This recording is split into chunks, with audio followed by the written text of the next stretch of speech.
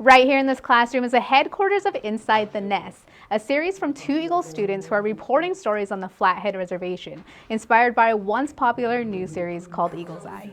We found a bunch of old VHS tapes of a Two Eagles student news show from the 90s, which was called Eagle's Eye, thank you.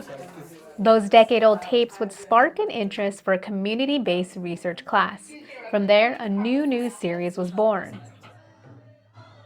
Hi, I'm Talena, and welcome to episode 5 of Inside the Nest. This episode Inside the Nest, you will find stories about culture, community. Their goal is to share stories not heard often. They've come up with all of those ideas, and some of them feel like, self-reflection, sort of looking at themselves within the school community, and then some of it's outward-facing, sort of asking questions about what's going on in the broader community here, or nationally, or internationally. And Talena Enfield, program manager for Inside the Nest, enjoys producing interactive segments like adding a trivia question.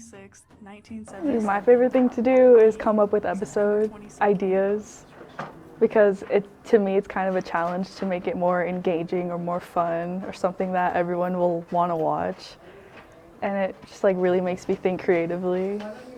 That creativity goes a long way in each episode as students pitch, produce, and edit each element of the show.